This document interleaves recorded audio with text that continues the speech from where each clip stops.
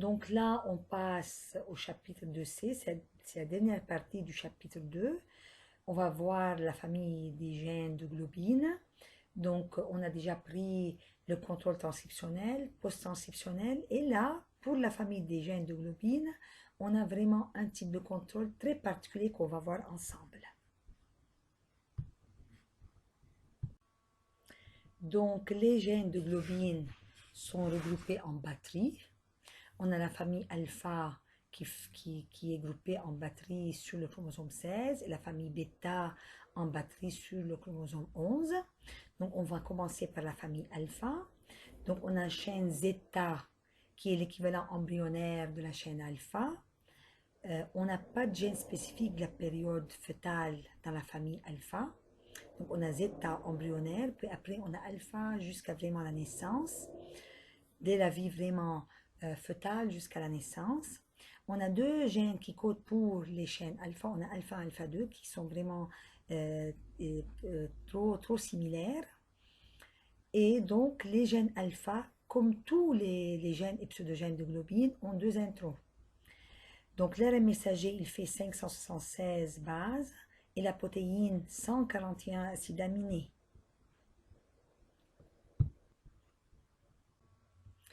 Donc, les gènes alpha et alpha 2 sont presque les mêmes, sont très similaires, sauf au niveau de deux bases et d'une insertion dans le deuxième intron.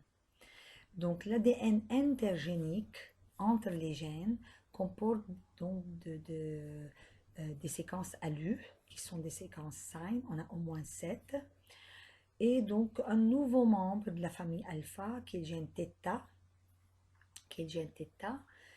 donc a été détecté chez le lapin, les primates et le cheval. Et donc récemment, on a pu vraiment détecter la présence de ce θ1, donc qui ressemble trop à alpha 1, donc a été retrouvé. Donc les transcrits de ce gène-là ont été retrouvés chez le fœtus humain. Donc en bas, on a un schéma qui représente donc l'étalement des gènes de la famille alpha, à peu près 35 kilobases, ça c'est sur 35 kilobases. On a zeta, à gauche on a zeta, puis on a beaucoup de pseudogènes. Là, tout ce qui est noir, c'est des gènes pseudogènes, on les appelle. Ça veut dire des gènes qui peuvent, qui étaient à un moment actifs, mais actuellement, comment dire, ces gènes sont éteints. Puis on a alpha 2 et alpha 1. Et donc, entre les gènes, on trouve donc des séquences répétitives. Et là, donc, θ qui ressemble trop à alpha 1 et dont les transcrits ont été détectés donc chez le fœtus humain. Les gènes de la famille bêta, donc comme tous les gènes de globine, donc il y a deux introns au niveau de ces gènes-là. Et gamma, donc gamma qui est vraiment, comment dire, on a deux gamma, gamma G, gamma A qui sont presque identiques, mais en fait, on a epsilon qui est vraiment la version embryonnaire, puis gamma A, gamma G, c'est au cours de la vie fœtale, puis bêta qui est vraiment exprimé après la naissance, et on a aussi delta qui est aussi exprimé, mais en quantité moindre aussi à la naissance. Donc, l'ADN intergénique comporte bien sûr des séquences répétitives de la famille ALU et line 1, ça veut dire sign et line. Et donc là, on voit qu'on a donc un pseudogène qui est en noir, ça veut dire un gène qui n'est pas exprimé, qui est éteint. Et donc la famille bêta, au niveau du chromosome 11, s'étale sur à peu près 60 kilobases. Donc tous les gènes ne s'expriment pas en même temps. Bien sûr, pour la vie embryonnaire, on a donc zeta2, epsilon 2. Zeta, c'est la version embryonnaire de la famille alpha. Et epsilon, c'est la version embryonnaire de la famille bêta. Donc, on a deux zeta, deux epsilon, bien sûr. Vie fœtale, donc on a alpha 2, gamma 2. Donc, alpha, c'est la version à partir de la vie fœtale, même après la naissance. Et gamma 2, c'est la version fœtale de la famille bêta. Donc, à la naissance, on a HbA, alpha 2, bêta 2. Donc, à la naissance, on a une diminution brusque de gamma et augmentation de bêta. Donc cette transition de l'hémoglobine fœtale à l'hémoglobine A à la naissance s'appelle switch. Et en fait, il y a une chose très importante et très caractéristique de HbF, c'est qu'il a une forte affinité pour l'oxygène. Et c'est très bien parce que ça facilite le transport et le transfert donc d'oxygène. Là, on voit bien epsilon et zeta, version, version embryonnaire de bêta et de alpha. Puis après, on a alpha qui prend après zeta, donc la place dès la vie fœtale jusqu'à même après la naissance. Puis après, dans la vie, durant la vie fœtale, on a après epsilon, on a donc gamma, qui prend donc la place pour qu'à la naissance, il y a gamma qui diminue et bêta qui prend vraiment la place, avec aussi un peu de delta. Donc, à l'âge adulte, qu'est-ce qu'on a comme type d'hémoglobine? On a hémoglobine A1, 97% alpha-2, bêta-2, hémoglobine A2, 2%, alpha-2, delta-2, et hémoglobine, très peu d'hémoglobine fœtale, 1%, alpha-2, gamma-2. Donc, en fait, chaque gène, que ce soit de la famille alpha ou de la famille bêta, est contrôlé par plusieurs protéines régulatrices qui vont se fixer au niveau donc des promoteurs de ces gènes-là. Donc on a en amont de chaque gène, que ce soit dans la famille alpha ou de la famille bêta, les gènes de la famille alpha ou les gènes de la famille bêta. Donc au niveau de ces gènes-là, il y a des promoteurs en amont de ces gènes-là sur lesquels se fixent des protéines régulatrices. Certains sont spécifiques de la lignée érythroïde comme GATA1, NFE2, etc. Et d'autres sont communes à d'autres gènes comme SP1, NF1, CYP1, etc. Mais ce qui est intéressant, c'est qu'en plus de cette régulation individuelle et classique, il existe une régulation plus générale impliquant des changements de structure de la chromatine. C'est ce qu'on va voir ensemble. Donc maintenant, on va parler du LCR, la famille des gènes bêta-globine. Ils ont travaillé sur la famille bêta-globine et ils ont vraiment démontré la présence d'une région qu'on appelle LCR, Locus Control Region. Et ça a été exploré vraiment avec la famille bêta, mais c'est la même chose pour alpha. Donc la famille bêta-globine, il a les gènes epsilon, gamma, delta et bêta, situés l'un derrière l'autre dans une boucle chromatinienne de 100 kilobases à peu près. Donc leur expression est spécifique de la lignée érythroïde et elle est contrôlée au cours du développement. Donc à chaque étape, donc que ce soit embryonnaire, fœtal ou naissance ou adulte, donc on a vraiment les gènes, certains gènes de la famille bêta qui sont vraiment exprimés. Donc on a montré qu'il existe donc des sites hypersensibles à la DNase 1 aux extrémités 5' et 3' de cette boucle chromatinienne. Donc cette boucle qui contient les différents gènes de bêta-globine. Donc du côté de 5' et du côté de 3', on a pu montrer la présence de plein de sites hypersensibles à la DNase 1. Et donc, surtout, exclusivement, ces sites ont été, surtout, comment dire, détectés dans les cellules où ces gènes sont exprimés. Et ça a été souvent associé à une hypométhylation de ces gènes-là. Donc, ça veut dire quoi? Une hypersensibilité à l'ADNase 1, ça veut dire c'est une région qui est relaxée, qui est facilement dégradable par DNase 1. Parce que souvent, si j'ai une région chromatinienne et je veux savoir si cette région elle est, comment dire, active transcriptionnellement, qu'est-ce que je fais? J'essaie d'appliquer la DNase 1 et si cette région elle est facilement dégradable par DNase 1, ça veut dire elle est relaxée et par suite il y a une transcription au niveau de cette région-là. Alors que si cette région est très condensée et il n'y a pas de transcription à son niveau, donc si même je mets de la DNase 1, donc elle ne sera pas dégradée. Donc je dis qu'elle n'est pas sensible à la DNase 1. Alors que quand je trouve qu'il y a des sites hypersensibles à la DNase 1, ça veut dire que ces régions sont relaxées, il y a une transcription à leur niveau et par suite il y a une expression des gènes qui sont au niveau de cette région-là. Et c'est souvent associé à une hypométhylation des gènes, bien sûr, parce qu'on a vu que la méthylation de l'ADN, une hypométhylation, elle est corrélée à une expression des gènes. Donc, on a pu montrer qu'il y a 4 sites hypersensibles en 5' de la boucle qui contient ces gènes de bêta-globine et on l'a appelé LCR.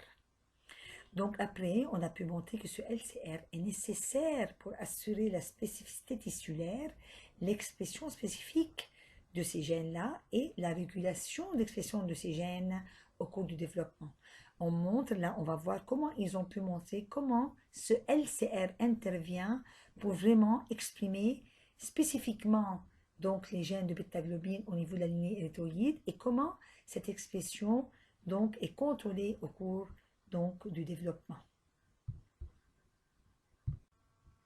Donc pour mettre en évidence le rôle de LCR dans la spécificité tissulaire, dans l'expression spécifique donc des gènes de globine, on a essayé de faire une construction dans un vecteur où on a mis le gène de bêta-globine avec son promoteur, on l'a transfecté dans plein de types cellulaires et on a essayé de voir l'expression. Ça a été non spécifique. Il y a eu une expression presque dans tout, au niveau de toutes les cellules et une expression faible. Ça a été vraiment non spécifique. Donc on a essayé de refaire cette construction, mais non seulement bêta-globine et son promoteur, mais on a aussi greffé de LCR et on a transfecté dans plein de types cellulaires et on a eu une expression spécifique au niveau de la lignée érythroïde, une expression normale avec un taux normal. Donc c'était la première fois où on met en évidence le rôle du LCR dans la régulation de l'expression du gène et de sa spécificité. Donc c'est le LCR qui a vraiment fait cette différence, donc expression du gène et spécificité du gène au niveau de la lignée érythroïde. Donc, deuxièmement, on a essayé de faire une autre construction où on a mis l'ensemble des gènes de la famille bêta-globine avec le LCR. On l'a transfecté dans un œuf fécondé de souris et on a essayé de suivre l'expression de ces différents gènes au cours du développement et on a vu qu'on a une expression séquentielle des gènes au cours du développement, ce qui est embryonnaire, puis après ce qui est fœtal, puis ce qui est après la naissance.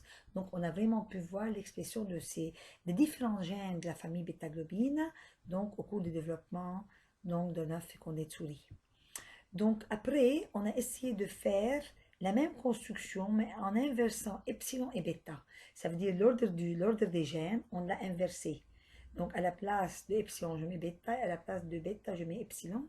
Qu'est-ce qu'on a obtenu? On a obtenu l'hémoglobine embryonnaire chez l'adulte et l'hémoglobine adulte chez l'embryon. Ça veut dire que l'ordre des gènes est très important pour la bonne expression séquentielle au cours du développement. Donc, on a essayé de faire tout ça en absence de LCR, donc on n'a rien obtenu. Donc, ça veut dire que le LCR est responsable du caractère séquentiel d'expression. La chronologie dépend de l'ordre des gènes sur l'ADN. Donc, sans le LCR, on n'a pas d'expression séquentielle au cours du développement, d'une part, et d'autre part, l'ordre des gènes est très important pour vraiment la chronologie d'expression de ces gènes au cours du développement. On sait que dans le noyau cellulaire, il y a des gènes qui sont à réplication précoce et d'autres gènes qui sont à réplication tardive. Les gènes de globine sont normalement à réplication précoce. Donc, et c'est grâce au LCR qu'on a cette réplication précoce. Donc, en fait, pour mettre en évidence l'importance du LCR dans l'initiation de la réplication, on a essayé de prendre l'ensemble des gènes bêta-globine sans LCR et on a transfecté dans des cellules, n'importe quel type cellulaire, et on a essayé de voir la réplication donc, de ces gènes-là. Donc, la réplication était tardive. Alors que la même construction des gènes, mais avec LCR, et après transfection dans des types cellulaires, comme ça, on peut vraiment avoir de nouveau la réplication précoce. C'est une preuve comme quoi le LCR a un rôle très important dans la régulation de l'initiation de la réplication. Pour montrer encore le rôle très important du LCR, j'aime bien noter qu'il existe des formes rares de bêta-thalassémie où tous les gènes de la famille bêta-globine sont normaux, mais le LCR est délété. Par suite, il n'y a pas d'expression de gènes, pas de sensibilité à l'ADN 1 et pas d'hypomethylation. Ça veut dire, donc, c'est une encore raison de plus, comme quoi le LCR a un rôle très important dans la régulation de l'expression des gènes de bêta-globine. Donc, on sait bien que le LCR peut interagir avec plein de facteurs. Certains sont activateurs, d'autres sont inhibiteurs, certains sont communs, à beaucoup sont communs, on les trouve partout. D'autres sont spécifiques de la lignée hétéroïde. Mais l'essentiel, c'est que apparemment, ce LCR, il intervient pour contrôler l'expression des gènes en deux étapes. On l'appelle expression vraiment régulation de l'expression des gènes de globine en deux étapes. Premièrement, il y a modification de la structure chromatinienne et deuxièmement, il y a vraiment expression donc, et régulation des gènes de globine.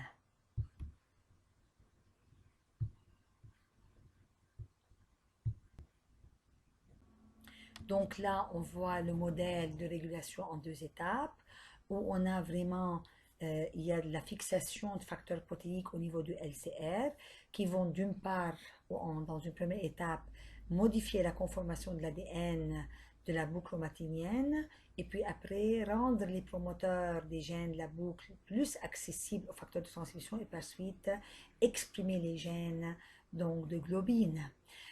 Donc là, on peut imaginer par exemple qu'en première étape, donc parmi les facteurs qui viennent interagir au niveau du LCR, il y a certains qui peuvent interagir ou qui peuvent avoir une activité acetyltransférase ou qui peuvent interagir avec d'autres protéines ou d'autres facteurs qui ont une activité histone acetyltransférase et par suite acétyler les histones à ce niveau-là, relaxer la chromatine, rendre plus accessible la chromatine au niveau de cette région-là ou au niveau de ce LCR et par suite, quand la chromatine est relaxée, il y a donc ces gènes deviennent plus accessibles aux facteurs de transcription et par suite les promoteurs peuvent, comment dire, accueillir les facteurs de transcription et par suite, on aura comme ça l'expression donc, des gènes cibles.